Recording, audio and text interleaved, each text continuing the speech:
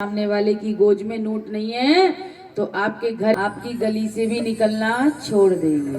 यही होता है ना, आपसे कोई प्रेम नहीं करता, नोटों से करते हैं सब प्रेम। इसीलिए संसार में सबसे प्रेम तो करो, लेकिन उस परमपिता परमात्मा को नहीं भूलना चाहिए। एक बार एक संत ने तपस्या जी ने बद्रीनाथ की ऊंची ऊंची पहाड़ियों पर जाकर के तपस्या की। तपस्या से भगवान प्रसन्न हुए, समस्त देवता आए। देवताओं ने कहा बोलिए पंडित जी क्या चाहिए। पंडित जी ने कहा महाराज मेरे एक बूंद खून से लोगों की सभी समस्याएं समाप्त हो जाए, ऐसा मुझे वरदान दो। अब देवता तो देवता ही रहे। देवता बोले हमारा वाला काम तुम कर दोगे तो हमारी महिमा तो घट जाएगी। देवता बोले कोई बात नहीं। और महाराज अब तो पंडित जी का खूब नाम होने लगा, एक बूंद दूध अपनी खून की दे और लोगों के काम बनने लगे। अब तो मेला सा जुड़ गया महाराज जी के पास। ध्यान से सुनो, अब तो मेला सा जुड़ गया महाराज जी के पास, एक एक बूंद खून के लिए सब लोग आने लगे। महाराज जी को लगा ऐसे तो मेरे शरीर में एक बूंद खून भी नहीं रह जाएगा, ये तो सारा संसार के लोग नोच के ले जाएंगे, निचोड़ लेंगे मुझे। तो महाराज जी छिप गए अपनी गुफा में और बाहर से कुंडी लगवा दी कि है ही नहीं। लोगों ने गेट पाड़ दिया, गेट तोड़ दिया और बाबा जी को निकाल करके पेड़ से बांध दिया और एक एक बूंद खून निचोड़ लिया। महाराज लोगों का काम बनने लगा। बाबा जी का तो राम राम स्वाहा हो गया। तो ये दुनिया क्या है, जब तक आपके पास कुछ है तब तक आपसे बड़ा प्रेम करेगी, और जहां आपके पास कुछ नहीं है तो प्रेम भी बदल जाए। तो राजा परीक्षित ने यही प्रश्न किया था कि मरने वाले प्राणी को क्या करना चाहिए। श्री सुखदेव जी ने जब प्रश्नों को सुना तो बड़े प्रसन्न हुए और कहने लगे राजन आपने बहुत सुंदर प्रश्न किए।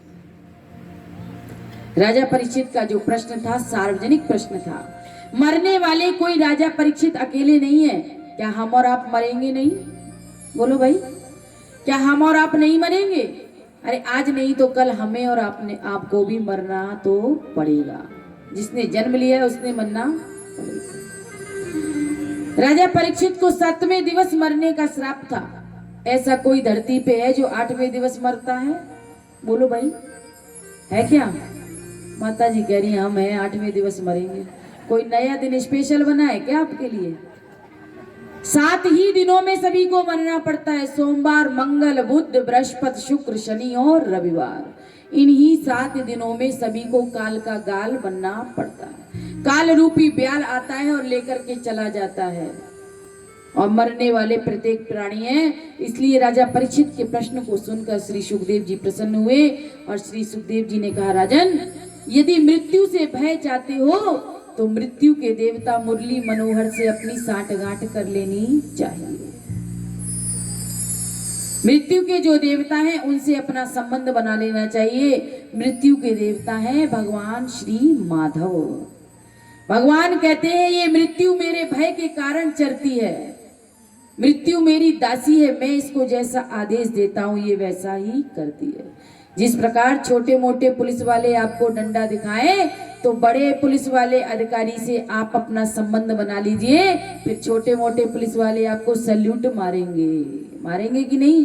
बोले भैया इसकी तो एसपी साहब से पहुंच हो चुकी है, इसको कुछ कहना ठीक नहीं है। उसी प्रकार मृत्यु से यदि आपको डर लगता है तो मृत्यु के देवता हैं भगवान कृष्ण, उनके साथ आप अपनी दोस्ती कर लीजिए। और यदि आपने भगवान से अपना संबंध बना लिया फिर मृत्यु से आपको डर नहीं लगेगा, मृत्यु आपसे डरने लगेगी। फर्क होता है। श्री सुखदेव जी ने कहा राजन मरण धर्मा प्राणी को 3 कार्य करने चाहिए। सबसे पहले श्रोतव्या कीर्तितव्या स्मर्तव्या चेक्षिता भयः। मरने वाले व्यक्ति को सबसे ज्यादा, जो व्यक्ति मृत्यु से मुक्ति चाहता है, भय मुक्त होना चाहता है, उसको भगवान की कथाएं खूब सुननी चाहिए। श्रोतव्य, सुनने की बात सबसे नंबर 1 पे रखी गई है। क्यों? क्योंकि जो ध्यान से सुनता है वही दूसरों को सुना सकता है। जिसने सुना नहीं वह दूसरों को भी सुना नहीं सकता। श्रोतव्य। और जब खूब सुन सुन के आप भाव आपका बनने लगे तो भगवान की कीर्ति तव्य, बैठ करके भगवान की कथाओं को सुनाओ, लोगों में बैठ करके भगवान की चर्चा करो। भगवान इतने सुंदर हैं, भगवान ऐसे हैं, भगवान ने ये लीला की, भगवान ने वो लीला की। और जब ना सुनने का समय हो, ना सुनाने के लिए कोई खड़ा आपके पास हो, तो एकांत में बैठ करके हरि का स्मरण करना चाहिए, चिंतन करना चाहिए। राजा परीक्षित ने कहा, महाराज मेरे पास तो केवल 7 दिन है, मुझे क्या करना चाहिए, क्योंकि मैं 7वें दिन मर जाऊंगा। सुखदेव जी ने कहा, राजन 7 दिन बहुत होते हैं। अरे खट्वांग नाम के एक राजा थे, उन्होंने एक क्षण में ही मुक्ति प्राप्त कर ली थी। खट्वांग नाम के राजा को जब उन्होंने देव और असुरों का जब युद्ध चल रहा था तो देवताओं की सहायता की, और देवताओं ने प्रसन्न होकर के कहा, राजन कुछ मांग लो। खट्वांग नाम के राजा स्वर्ग में बैठे हुए थे उस समय, तो देवताओं ने कहा, राजा कुछ मांग लो, हम आपसे प्रसन्न हैं, बच्चों को शांत कराएं। खट्वांग नाम के राजा ने कहा कि महाराज ये बताइए कि मेरा जीवन कितने दिन का शेष है। तो देवताओं ने कहा, केवल 2 मुहूर्त का समय आपके पास शेष है, 2 घड़ी के बाद आपकी मृत्यु हो जाएगी। तो खट्वांग नाम के राजा ने कहा, आप अपने अति शीघ्र विमान से मुझे शीघ्र गंगा जी के किनारे पहुंचा दो, मुझे और कुछ नहीं चाहिए। इंद्र ने तुरंत विमान के द्वारा गंगा जी के किनारे राजा खट्वांग को पहुंचा दिया, और एक क्षण में ही सब कुछ त्याग करके हरि के चरणों का ध्यान किया और मुक्ति को प्राप्त कर लिया। महाराज सुखदेव जी कह रहे, राजन 7 दिन बहुत होते हैं। राजा परीक्षित से कहा कि 7 दिन बहुत होते हैं, तुम चिंता क्यों करते हो। राजा परीक्षित के अंदर बल आ गया, साहस आ गया, और राजा परीक्षित ने पूछा, महाराज ये बताइए ध्यान कैसे करना चाहिए। सुखदेव जी कहते हैं, जो व्यक्ति ध्यान करना चाहता है उसे 4 बातों का ध्यान रखना चाहिए। सबसे पहले जितासनो जितश्वासो जित संग जितेंद्रियः। जितासनो, सबसे पहले हमें आसन को जीतना चाहिए। एक आसन पर बैठ कर के कथा सुननी चाहिए। 3 घंटे उठना भी नहीं चाहिए, एक आसन पर बैठो और भगवान की कथा सुनो। और वह कब होगा, जब आप आसन पर बैठने का अभ्यास डालेंगे तब होगा।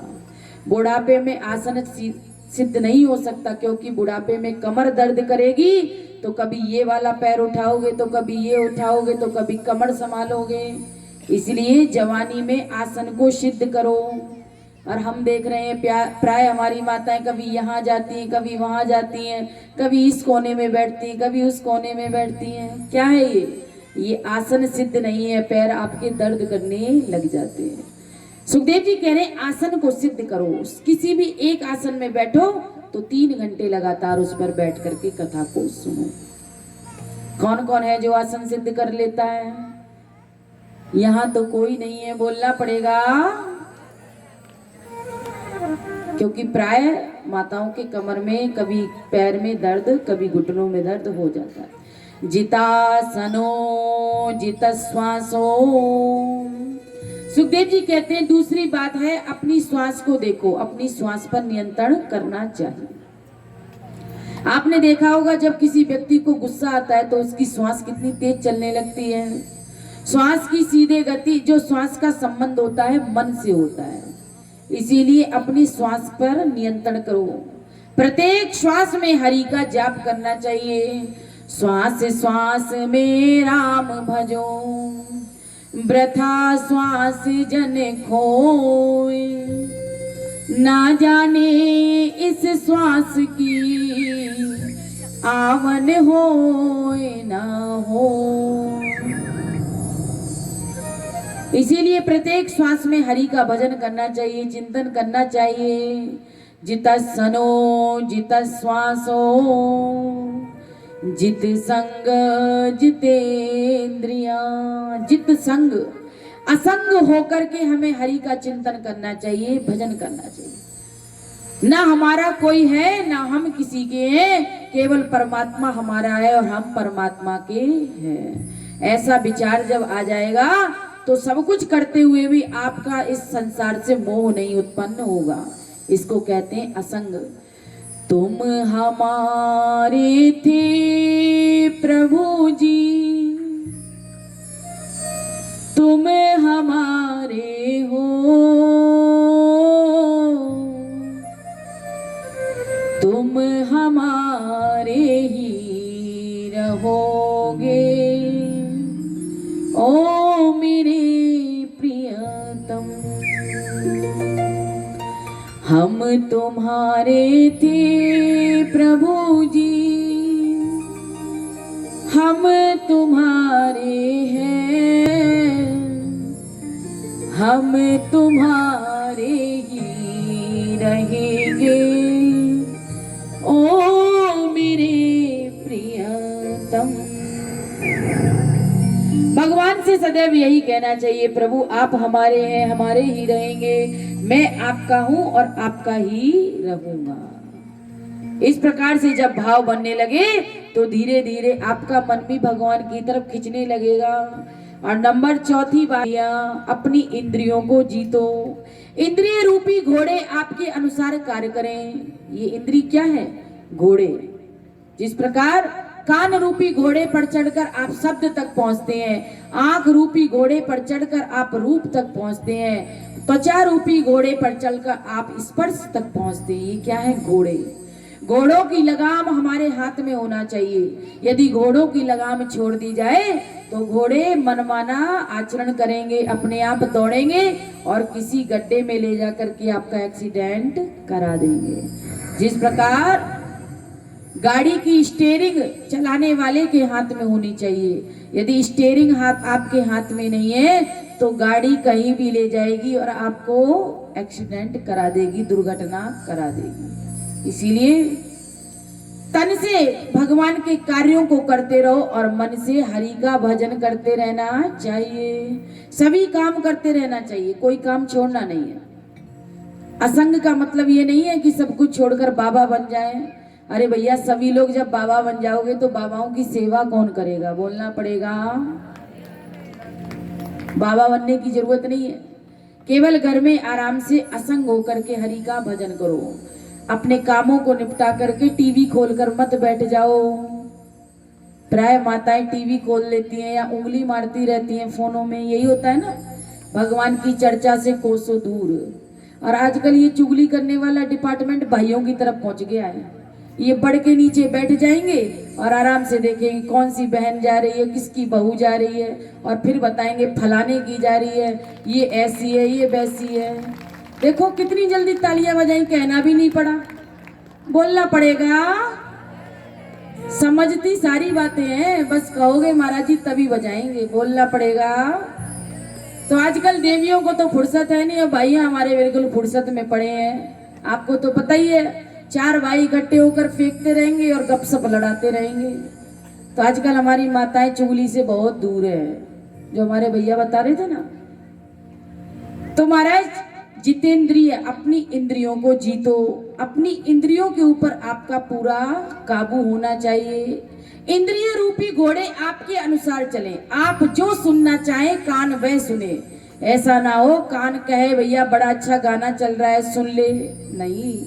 आपकी यदि इच्छा नहीं है तो कानों को डांटो नहीं। नहीं, कान मिले हैं हरि का भजन सुनने के लिए, अश्लील गानों को सुनने के लिए नहीं मिले हैं।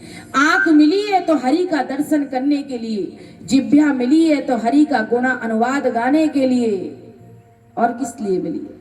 हाथ मिले है तो हरि की सेवा करने के लिए।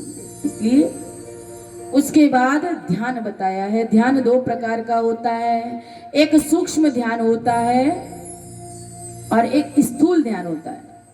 स्थूल ध्यान उसको कहते हैं इस संसार में जहां तक आपकी दृष्टि जा रही है, जो भी दिख रहा है ये सब भगवान का है। बड़े बड़े पहाड़ दिख रहे हैं, पर्वत दिख रहे हैं, ये भगवान की क्या है? हड्डियां है। जो नदियां आपको बहती हुई दिख रही है ये भगवान की नाड़ियां हैं। जो आपको बहुत सुंदर सुंदरता दिख रही है, यह भगवान की मुस्कान है, इसी का नाम है माया।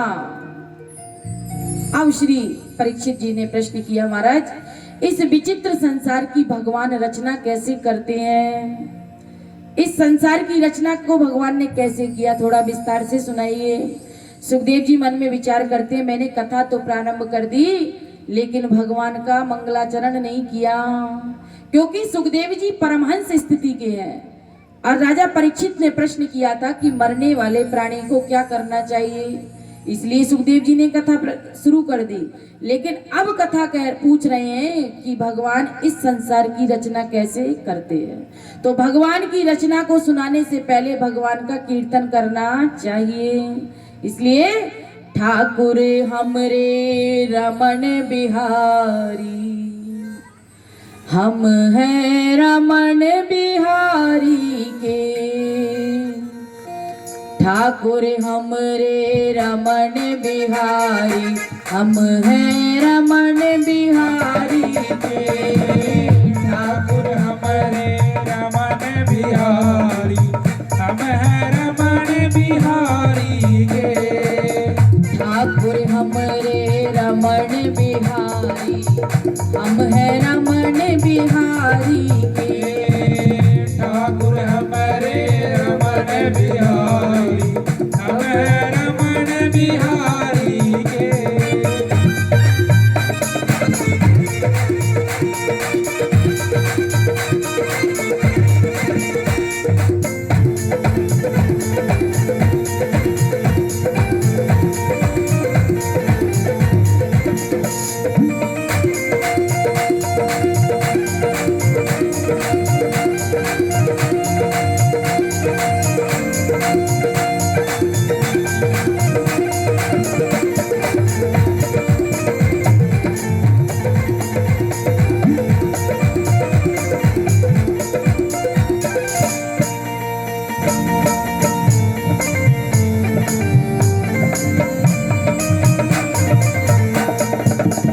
ठाकुर हमरे रमन बिहारी, हम हैं रमन बिहारी के, ठाकुर हमरे रमन बिहारी, हम हैं रमन बिहारी के, हम हो चुके रमन बिहारी के हम हो चुके रमन बिहारी के, हम हो चुके अवध बिहारी के, हम हो चुके अवध बिहारी के।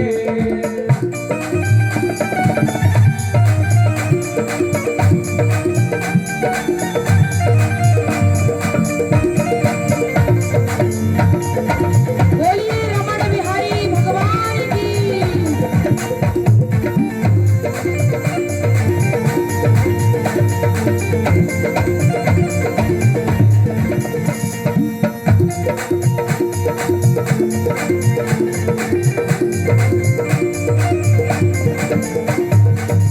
साधु सेवा धर्म हमारा, साधु सेवा धर्म हमारा, साधु सेवा धर्म हमारा, साधु सेवा धर्म हमारा, कामना दुनियादारी से, साधु सेवा धर्म हमारा, कामना दुनियादारी से, हमें हो चुके रमन बिहारी के, हम हो चुके रमन बिहारी के, हम हो चुके अवध बिहारी के, हम हो चुके रमन बिहारी के। कोई भला कहे कोई बुरा कहे, कोई भला कहे कोई बुरा कहे, कोई भला कहे कोई बुरा कहे, कोई भला कहे कोई बुरा कहे, हम हो चुके रमन बिहारी के, हम हो चुके रमन बिहारी के, हम हो चुके अवध बिहारी के, हम हो चुके अवध बिहारी के। ठाकुर हमरे रमन बिहारी, ठाकुर हमरे रमन बिहारी, ठाकुर हमरे रमन बिहारी,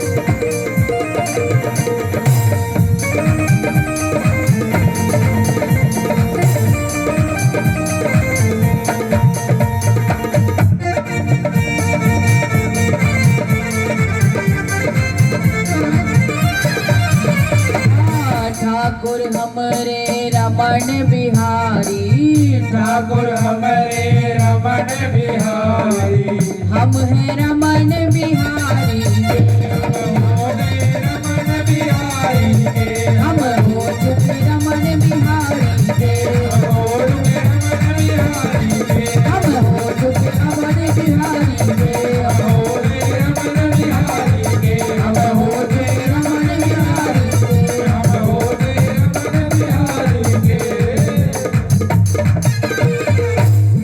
बोलिए रमण बिहारी भगवान की जय, गौ माता की जय। श्री सुखदेव जी से राजा परीक्षित ने प्रश्न किया, महाराज भगवान इस विचित्र संसार की रचना कैसे करते हैं? सुखदेव जी ने 2 श्लोकों में श्री मंगलाचरण को किया, अपने गुरुदेव का ध्यान किया, भगवान का ध्यान किया और कहने लगे यही प्रश्न एक बार देवर्षि नारद ने अपने पिता ब्रह्मा जी से किया था। एक बार देवर्षि नारद अपने पिता ब्रह्मा जी के पास गए और ब्रह्मा जी आंख बंद करके बैठे हुए थे।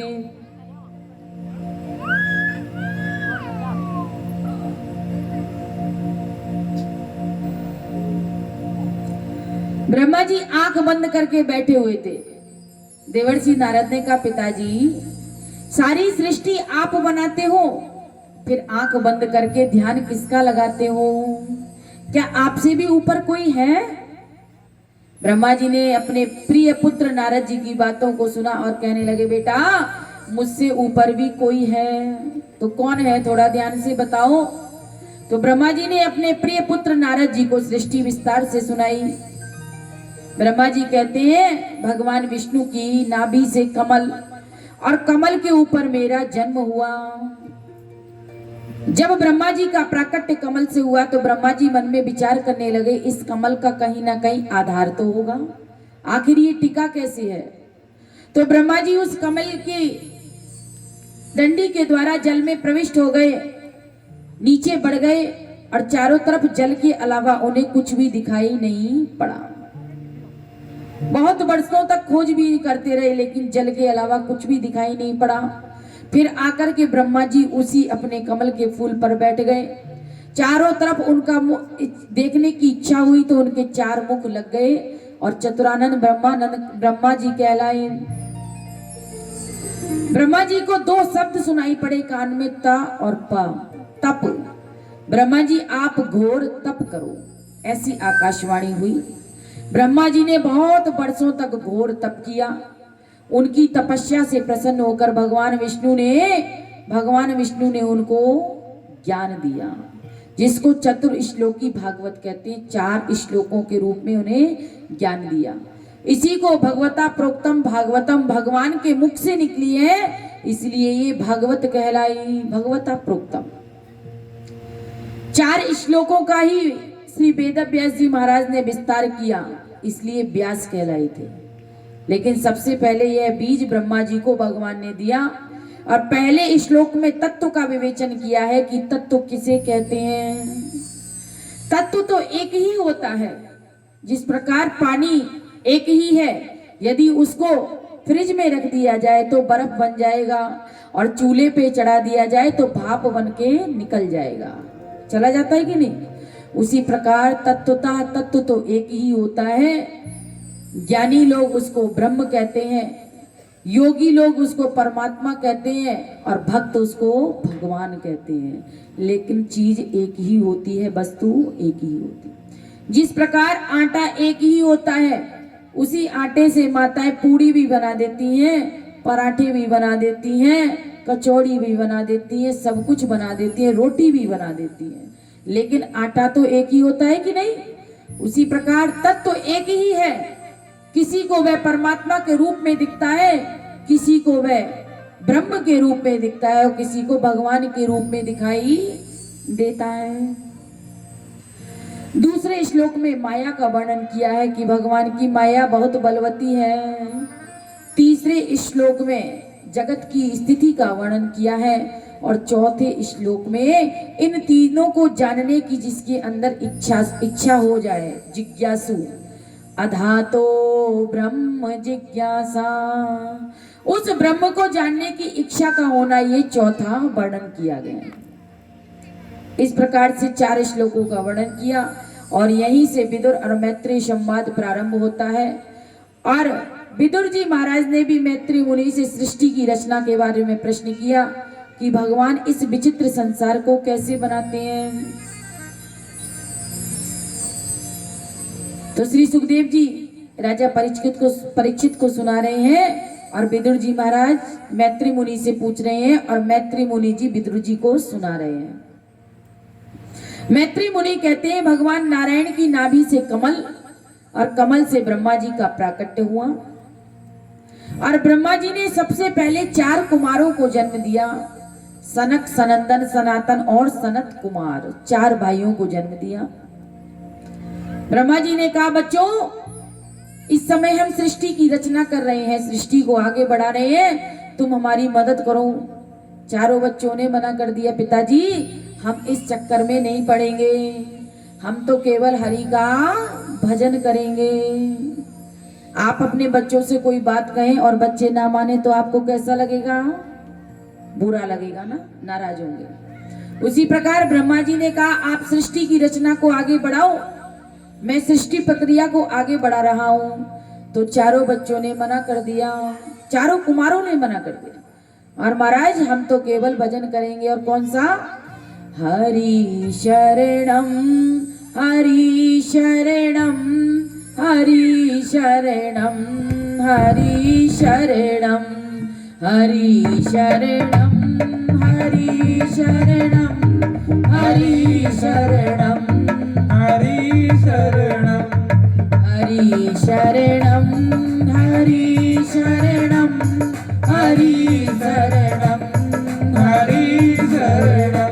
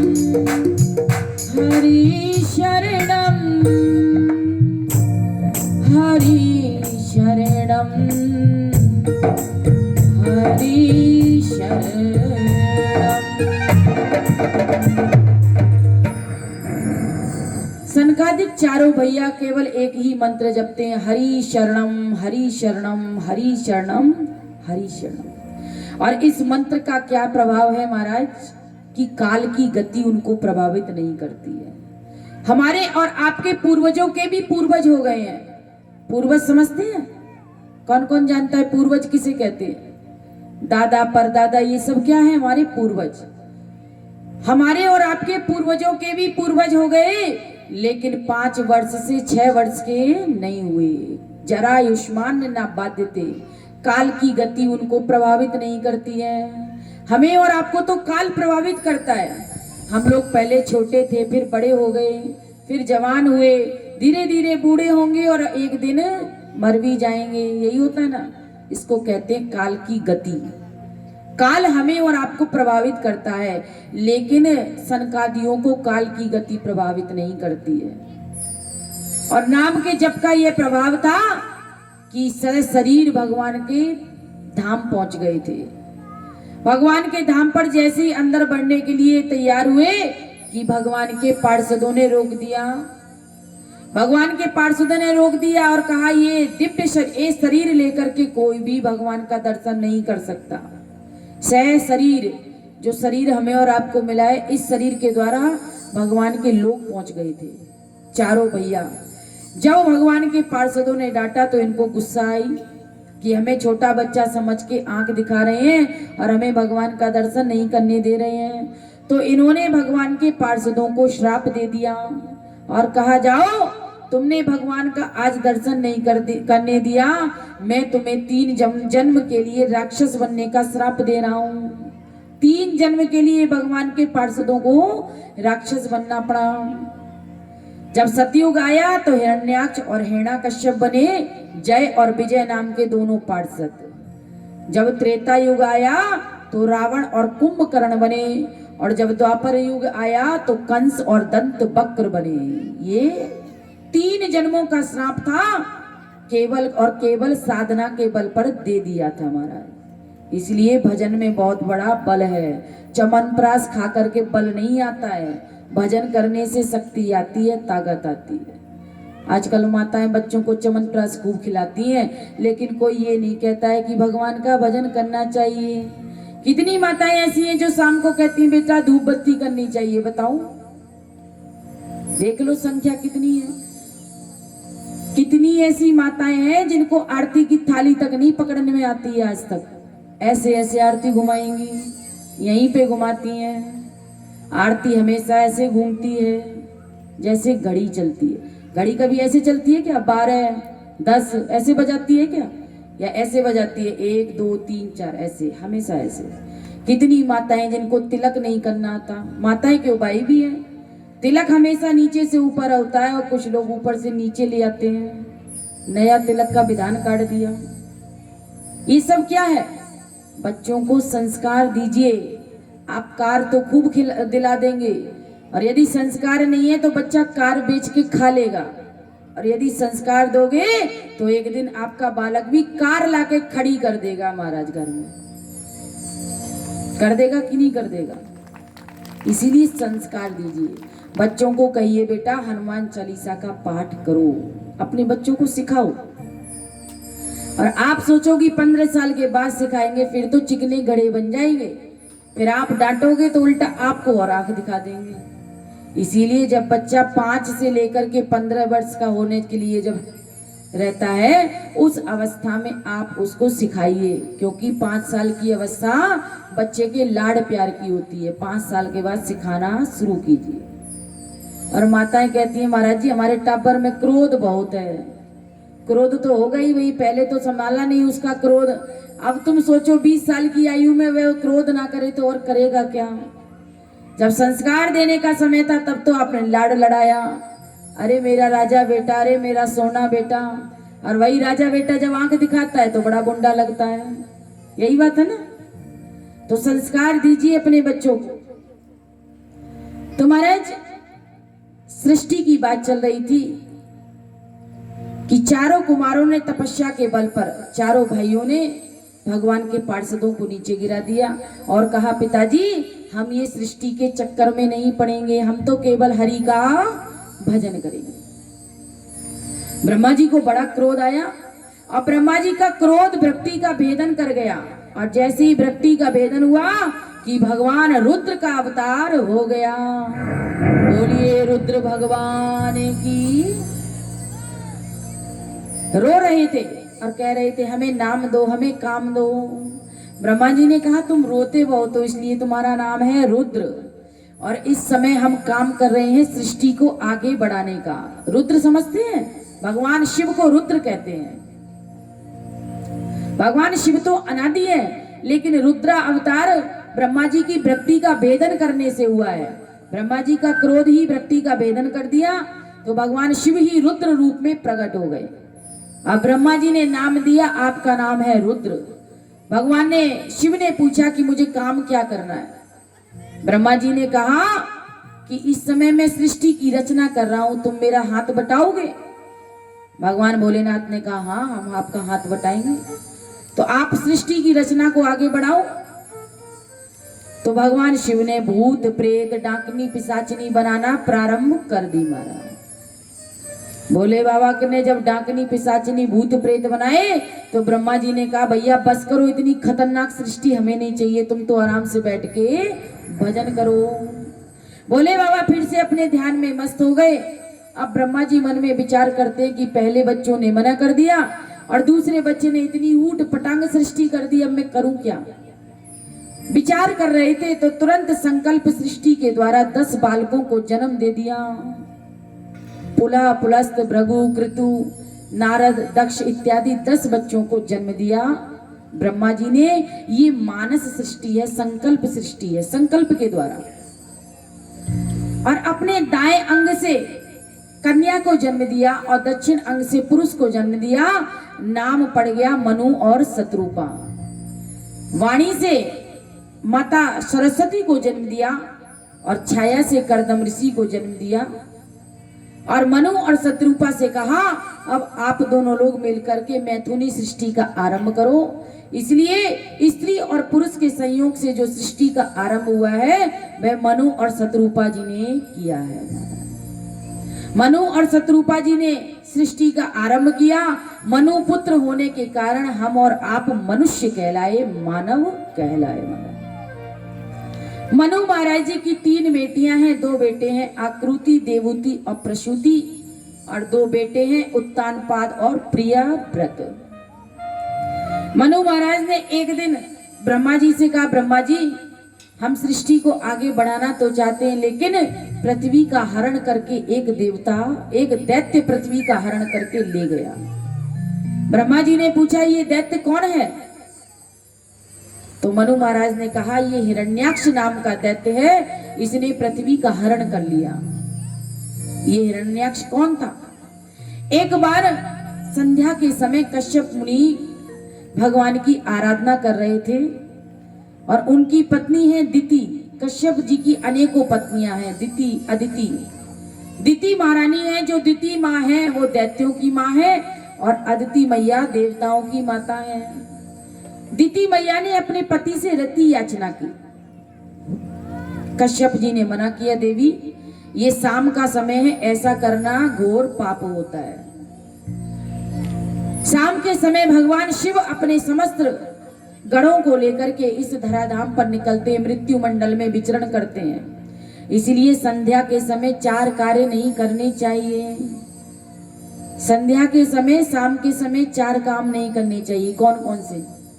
संध्या के समय सोना नहीं चाहिए। जब सूर्य भगवान छिप रहे हो और रात्रि होने के लिए तैयार है तो आप बच्चों को भी सोने मत दें। आपने देखा है ना, बीमार व्यक्ति को भी जगा दिया जाता है कि उठ के बैठ जाओ, सूर्य भगवान छिप रहे हैं। होता है कि नहीं? हमारे पुराने बुजुर्ग माता पिता करते थे। सूर्यास्त के समय भोजन नहीं करना चाहिए। कितनी भी भूख लगी है, सूर्य भगवान छिप रहे हैं तो भोजन मत करो। सूर्यास्त के समय सोना नहीं चाहिए और सूर्यास्त के समय गर्भ धारण नहीं करना चाहिए। सूर्यास्त के समय पढ़ना नहीं चाहिए। केवल और केवल हरि की भक्ति करनी चाहिए। और जो माताएं अपने बच्चों को पढ़ाने के लिए जोर देती हैं शाम के समय, पढ़ा लिखा सारा बच्चे भूल जाते हैं। इसीलिए प्रातः काल उठा करके ही बच्चों को जगा करके ही पढ़ने के लिए बिठाएं। प्रातः काल का याद किया हुआ जल्दी से बच्चा भूलता नहीं है। उठाएंगे तो तब जब हम उठेंगे। पहले हम तो 8 बजे उठते हैं तो बच्चा तो 9 बजे उठेगा ही। बोलना पड़ेगा। अब कोई ताली नहीं बजाएगा क्योंकि अब तो बात आ गई है हमारे ऊपर। इसलिए ब्रह्म मुहूर्त में उठना चाहिए और ब्रह्म मुहूर्त में ही बच्चों को उठा देना चाहिए। और जैसे ही दिति मैया का कामज्वर शांत हुआ, दिति मैया ने अपने पति कश्यप जी से क्षमा मांगी, महाराज मुझे क्षमा करना, मुझसे गलती हो गई। कश्यप जी ने कहा देवी आपने गलती की है, आपको इसका परिणाम भी भोगना पड़ेगा। आपके गर्भ में 2 आतंकवादी ने जन्म ले लिया है, वही आतंकवादी हैं हिरण्याक्ष और हिरण्यकश्यप। 100 वर्षों तक दिति मैया ने इनको जन्म नहीं दिया। 100 वर्षों के बाद जैसे ही दोनों बच्चों को जन्म दिया, जन्म लेते ही पर्वताकार इनका शरीर हो गया, पहाड़ जैसा। एक दिन दोनों भाई बैठे बैठे सोच रहे थे भैया हम लोगों को बल बहुत मिला, ताकत बहुत मिली, लेकिन ताकत अपनी दिखाएं किसको, कोई ताकत दिखाने के लिए नहीं मिल रहा। तो एक दिन हिरण्याक्ष ने कहा भैया मैं जा रहा हूं विजय करने के लिए, और हिरण्याक्ष चल पड़ा। मार्ग में देवर्षि नारद मिले। देवर्षि नारद से कहता है ए बाबा क्या दिन रात नारायण नारायण करते हो, कुछ लड़ना आता है कि नहीं, लड़ना भिड़ना आता है कि नहीं। देवर्षि नारद ने कहा लड़ना भिड़ना तो नहीं आता, लेकिन लड़ाना भिड़ाना जोरदार आता है। तू चिंता क्यों कर रहा है, लड़ने वाला तेरे पास ही आ जाएगा, तेरे हाथ की खुजली मिटा देगा। और क्या हुआ, भगवान ब्रह्मा जी भगवान का ध्यान कर रहे थे, और ध्यान करते ही ब्रह्मा जी की नासिका रंध्र से बराह भगवान का प्राकट्य हो गया। बोलिए बराह भगवान की। बराह भगवान ने हिरण्याक्ष के चंगुल से धरती को छुड़ाया और पुनः यथा स्थान लाकर को धरती को छोड़ दिया, और बराह भगवान ने हिरण्याक्ष का उद्धार कर दिया। बोलिए श्री भागवत महापुराण की आज के आनंद की जय। इस प्रकार से भगवान का सबसे पहला अवतार है बराह अवतार, और शेष चर्चा आपको कल श्रवण कराई जाएगी, क्योंकि समय का अभाव है, 3 बजने की ओर है, इसलिए कथा को विश्राम। बोलिए श्रीमद् भागवत महापुराण की जय, आज के आनंद की जय।